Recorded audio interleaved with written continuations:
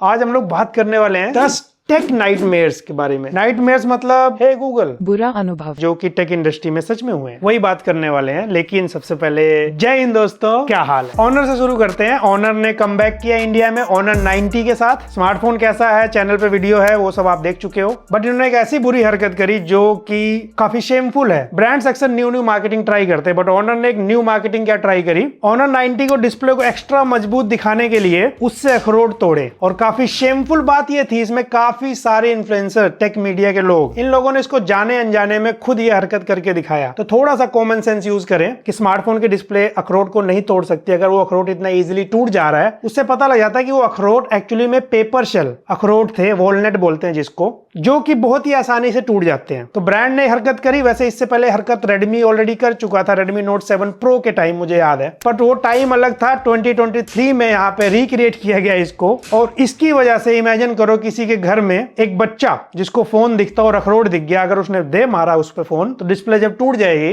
तो उसकी जिम्मेदारी कौन लेगा। और फन फैक्ट ये था, ऑनर वालों ने आज तक मेंशन नहीं किया उस पे कॉर्निंग गोरिल्ला ग्लास कौन सा बढ़िया वाला प्रोटेक्शन दे रखा है। कम ऑन यार, मतलब 2023 चल रहा है, हम चंद्रयान 3 लॉन्च कर रहे हैं, वहां पे तुम अखरोट तोड़ रहे हो, वो भी कागजी। और दूसरा नाइटमेयर कह लो, चाहे आप इसको काइंड ऑफ मतलब आपके इमोशन का मजाक बनाना कह सकते हैं, वो है माइक्रोमैक्स की तरफ से। हमारे कहने को ये इंडियन ब्रांड है, देश का नंबर 1, लेकिन एक ऐसा इंडियन ब्रांड जिन्होंने आपके इमोशन का फायदा लेने में बिल्कुल भी पीछे नहीं रहे बिकॉज ऑफ बिजनेस। 2020 की बात है, इंडिया चाइना सेंटीमेंट काफी सीरियस था, पर बॉर्डर पे जो हुआ ना वो ठीक नहीं। उस समय शायद मैं ये बात बोलता तो आप लोगों को भी अच्छा नहीं लगता, लेकिन वहां पे माइक्रोमैक्स ने क्या किया, अपने प्लानिंग बनाई। प्लानिंग के साथ इन्होंने एक कैंपेन चलाया जिसका नाम था चीनी कम। इनफैक्ट माइक्रोमैक्स के ओनर का सीधा सीधा कहना यह था कि हम इस बार कम बैक कर रहे हैं आपके लिए, देश के लिए, अपने लिए वापिस नहीं आ रहे हैं। पर इस बार जो कुछ भी करूंगा तो सिर्फ इंडिया के लिए। हम चाहते हैं देश आगे जाए। प्रधानमंत्री की बातें कर दी और हमारे प्रधानमंत्री जी ने भी आत्मनिर्भर भारत का ऐलान कर दिया। माइक्रोमैक्स इन नोट, याद होगा आपको, ये लॉन्च किया जाता है। और लॉन्च करने के साथ साथ बड़े बड़े वादे, बड़े बड़े दावे। इनफैक्ट इन्होंने लॉन्च के टाइम एक बड़ी सी फैक्ट्री भी दिखाई। वो फैक्ट्री कहाँ है किसी को नहीं पता। आज के डेट में माइक्रोमैक्स कहाँ है किसी को नहीं पता। हालांकि इन्होंने कुछ बीच में और भी फोन लॉन्च किए थे, लेकिन माइक्रोमैक्स ये भूल चुका था कि वो टाइम अलग था जब ये चाइना से फोन ला के रीब्रांड करके मेड इन इंडिया के नाम पे बेचते थे। तब ब्रांड्स इतने ज्यादा इंडिया में नहीं थे और लोगों को उतना ज्यादा नहीं पता था। लेकिन 2016 के बाद लोगों ने टेक को देखा, टेक को समझा, ब्रांड्स मल्टीपल आ चुके थे,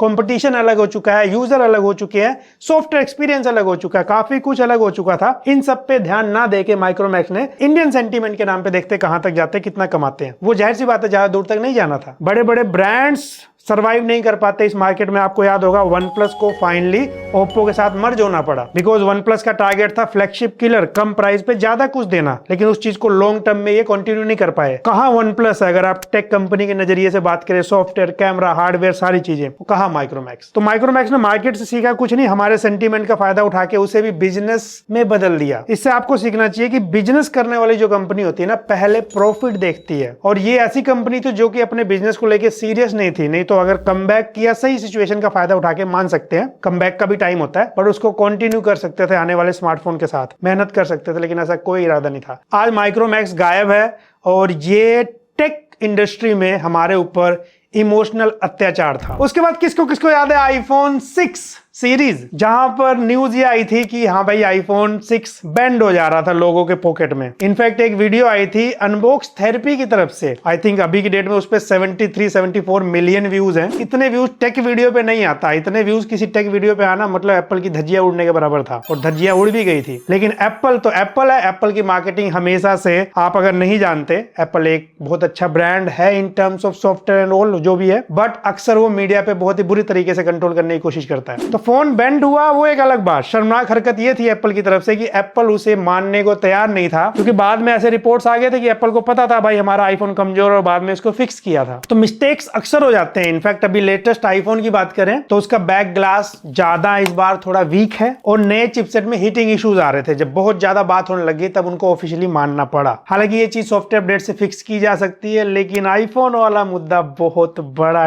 टेक की दुनिया में नाइटमेयर ही था। फोर्थ नाइटमेयर के बारे में बात करूं, करूं वो है एक लेटेस्ट जो आपने देखा, डीजो। डीजो एक ऐसा ब्रांड था जो कि रियलमी टेक लाइफ का पार्ट अपने आप को शो करता है। रियलमी को तो आप जानते ही हो, रियलमी के नाम पे एक ट्रस्ट बिल्ड किया, काफी सारे प्रोडक्ट बेचे इन्होंने, लेकिन थोड़े दिन बाद लोगों को सर्विस मिलने में दिक्कत आने लगी और धीरे धीरे करके ये कंपनी आज की डेट में गायब है। ना कोई सोशल मीडिया अपडेट आ रहा है इनका, ना रियलमी इस पे कोई ऑफिशियल स्टेटमेंट देना चाहता है कि हमारा क्या रोल था, क्या रिश्ता था इनसे, कोई कुछ बोलना ही नहीं चाहता। इनफैक्ट रियलमी के तो मतलब अभी सीईओ भी रियलमी को छोड़ के जा चुके हैं। तो डीजो ने काफी ज्यादा वाहियात मजाक किया अपने कंज्यूमर को लेके कि गायब तो हुए, जाते जाते अपडेट तक नहीं देखे गए। तो ऐसी कंपनीज बिल्कुल भी सीरियस नहीं होती आपको लेके, ये सिर्फ और सिर्फ प्रॉफिट टाइम पे आके कमाना चाहती हैं। और नेक्स्ट हमारी इंडस्ट्री में क्या चल रहा है, काफी इंटरेस्टिंग चीजें हो रही है ना। भाई अगर वीडियो पसंद आ रही है, रिक्वेस्ट है सब्सक्राइब करिए, हमें 3 मिलियन जाना है आपको और वीडियो भी देनी है। पांचवा हमारे पास जो आज की लिस्ट में है वो है स्मार्ट वॉचेस का शेडी बिजनेस। बहुत सारे स्मार्ट वॉच ब्रांड्स ऐसे हैं जो कि पहले तो फेक फोटोज दिखाते हैं आपको, बेचने के बाद आपको पता लगता है कि हाँ वहां पे बेजल्स इतने दिखते हैं। तो पहले तो डिजाइन के साथ मैनिपुलेट किया जाता है, फेक ग्राफिक डिजाइनिंग को आपके सामने प्रेजेंट करके। और इनके जो ब्रांड एम्बेसडर है बहुत बड़े बड़े लोग हैं, ये लोग कभी इस पे ध्यान नहीं देते, क्या नहीं देते कि हाँ भाई हम जिस चीज के बारे में प्रमोट कर रहे हैं एटलीस्ट वो क्या है। खैर इनको तो साइड में करते हैं, लेकिन ये जो ब्रांड्स हैं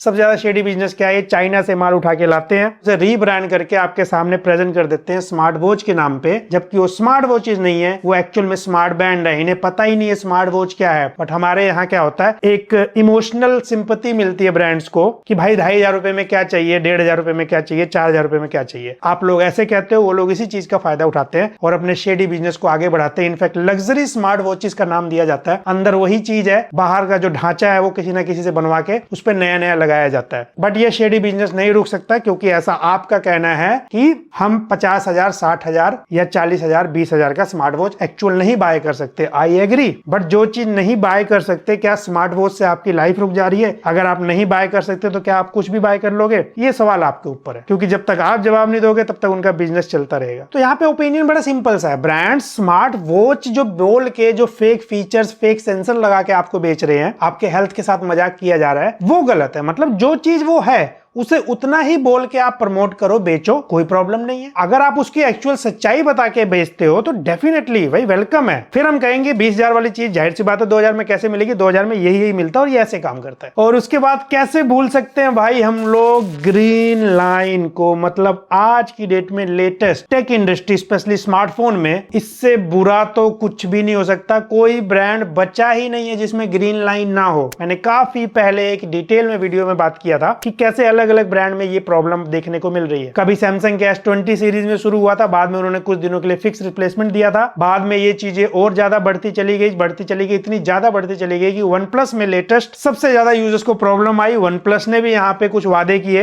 अपग्रेड ऑप्शन दिए, और तो और जिसपे आप सबसे ज्यादा ट्रस्ट करते हो जब बात आती है लॉन्ग टर्म में, वो है एप्पल। एप्पल ने ग्रीन लाइन नहीं दिया, पूरी की पूरी डिस्प्ले को ग्रीन करके दिया। और सबसे ज्यादा शर्मनाक बात क्या इन ब्रांड्स के लिए, आज तक इनके पास इसका कोई ऑफिशियल जवाब नहीं है। एंड 7th काफी बड़ा नाइटमेयर मैं बोलना चाहूंगा स्मार्टफोन की दुनिया में, वो था पोको का मदरबोर्ड डेड इशू। 1-2 साल बाद उसको सॉफ्टवेयर अपडेट आता है, जिसके बाद कैमरा काम नहीं करता, उसके बाद वो सर्विस सेंटर जाता है, वहां से पता लगता है इसका मदरबोर्ड डेड हो चुका है और आपको पैसा देना पड़ेगा इसको रिप्लेस करवाने का। एक ऐसी कंपनी जो कि नॉर्मली 15,000, 20,000 रुपए के फोन के लिए ज्यादा जानी जाती है, उसके मदरबोर्ड को रिप्लेस कराने में आपको देना पड़ता है 8 से 10,000 रुपए। जाहिर सी बात है कोई भी कंज्यूमर ये नहीं करना चाहेगा, और 8-10 हजार रुपए एक बड़ा अमाउंट है, उसको आप ठीक करा के उतने का बेच तक नहीं सकते फोन को। ये मुद्दा काफी आगे गया, हालांकि इस पे काफी बातचीत हुई, बीच में कुछ टाइम के लिए रिप्लेसमेंट भी दिया गया। इसमें सिर्फ पोको ही नहीं था, रेडमी नोट 10 सीरीज के भी फोन थे, कुछ रिप्लेसमेंट दिए गए किसी को। लेकिन फाइनली कंपनी को जब बात बहुत ज्यादा आगे गई, ऑफिशियली एक्सेप्ट किया इन्होंने कि हाँ इनके कुछ यूनिट में ऐसा बिल्कुल हुआ है, लेकिन ये सब होने तक डेफिनेटली काफी लेट हो चुका था और लोगों का भाई ट्रस्ट खो रहा था धीरे धीरे। अब इसमें मैं ये बात मान सकता हूँ कोई कंपनी जान के ऐसा नहीं करेगी, लेकिन हाँ उनके सॉफ्टवेयर टेस्टिंग डिपार्टमेंट में कुछ तो था, कहीं तो कमी रह गई थी, और उसे पूरा करने के लिए आज पोको ने इनफैक्ट अभी लेटेस्ट स्मार्टफोन के साथ 2 साल का वारंटी का क्लेम करना शुरू किया और वादा किया कि हाँ भाई फ्यूचर में ऐसा नहीं होगा। अभी रिसेंट वाले फोन तो सही भी चल रहे हैं, लेकिन इसको फ्यूचर में बात करेंगे कि इनका वादा कितना अच्छे से पूरा रहा। और जाहिर सी बात है पोको ऐसा ब्रांड नहीं है जो कि कल कंपनी बंद करना चाहता है, तो वो चाहेगा कि उसके स्मार्टफोन सही रहे, लेकिन जैसा मैंने कहा ये चीज फ्यूचर डिसाइड करेगा।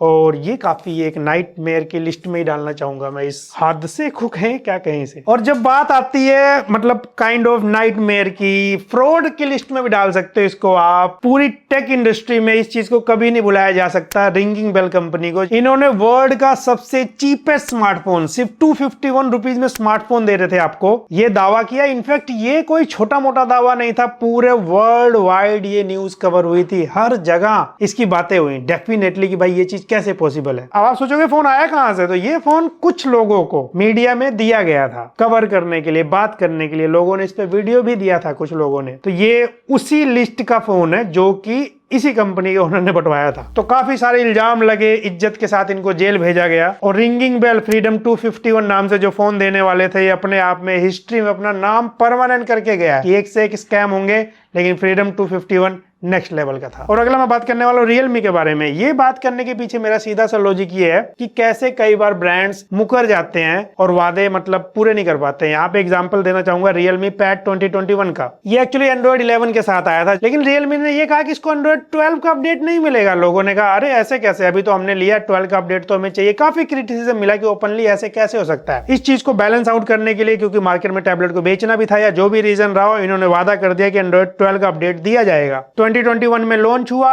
Q3 यानी कि जुलाई के बाद 2022 में इन्होंने वादा किया अपडेट देने का, लेकिन 2022 बीत गया, 2023 आधे से ज्यादा जा चुका है। इसको एंड्रॉइड 12 आज तक नहीं मिला। सिक्योरिटी अपडेट बीच बीच में मिले हैं, लेकिन एंड्रॉइड 12 नहीं मिला। और एंड्रॉइड 12 से रिलेटेड जो इनका वादा था वो पोस्ट को चुपचाप धीरे से डिलीट कर दिया गया। तो ये हरकतें भी ब्रांड्स कर सकते हैं आपके साथ। 10th नंबर पे जो मैं नाइटमेयर, तो वर्ड इसे देना वैसे गलत होगा, बट मैंने ये पॉइंट जान के ऐड किया जिसके बारे में मैं आपसे ओपिनियन चाहता हूं।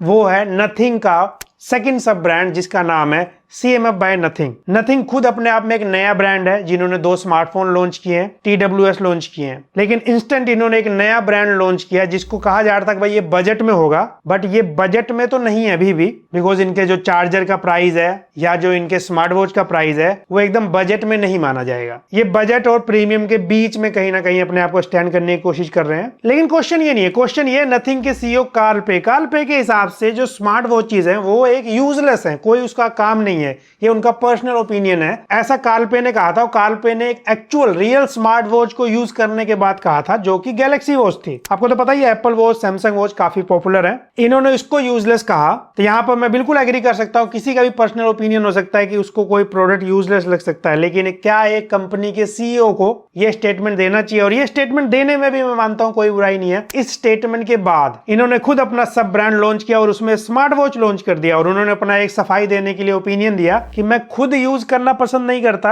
मेरे हिसाब से यूजलेस है, बट मार्केट में डिमांड है, इसलिए एज अ बिजनेस कंपनी हम लॉन्च कर रहे हैं। तो काफी लॉजिकल पॉइंट है। लेकिन यहाँ पे सवाल ये बनता है कि क्या मैं या आप या कार्ल पे, कोई भी एक ऐसा इंसान जो कि टेक ब्रांड है यानी कि टेक एंथुसियास्ट आदमी है, वो किसी भी ऐसे प्रोडक्ट को क्या फ्यूचर में अच्छा स्कोप दे सकता है या आगे लेके जा सकता है यूजर्स के लिए, जिसमें उसका खुद का इंटरेस्ट नहीं है क्योंकि वो उसके लिए यूजलेस है? ये काफी बड़ा सवाल आता है कार्ल पे के ऊपर और कार्ल पे की मार्केटिंग के ऊपर, जिस पे मैं कुछ नहीं कहना चाहूंगा क्योंकि आप फिर कुछ और ओपिनियन बनाओगे। मैं जानना चाहूंगा कि आप व्यूअर्स जो कि एक्चुअल कंज्यूमर्स जो प्रोडक्ट बाय करते हो, यूज करते हो, इस स्टेटमेंट पे क्या सोचते हो? बस ये थे हमारे टेक ब्रांड से रिलेटेड काफी कंट्रोवर्शियल, नाइटमेयर जैसे मर्जी कह लो, जो मैंने नोटिस किया, जो मैंने देखा, वो आपसे शेयर किया और आपकी यादें भी ताजा हुई होंगी और कुछ चीजें सीखने को मिली होंगी कि ब्रांड्स कभी कभी क्या क्या कर सकते हैं। आई होप आपको वीडियो पसंद आएगी। वीडियो पसंद आए तो लाइक शेयर सब्सक्राइब करिएगा। मैं मिलता हूं आपसे अगले वीडियो में।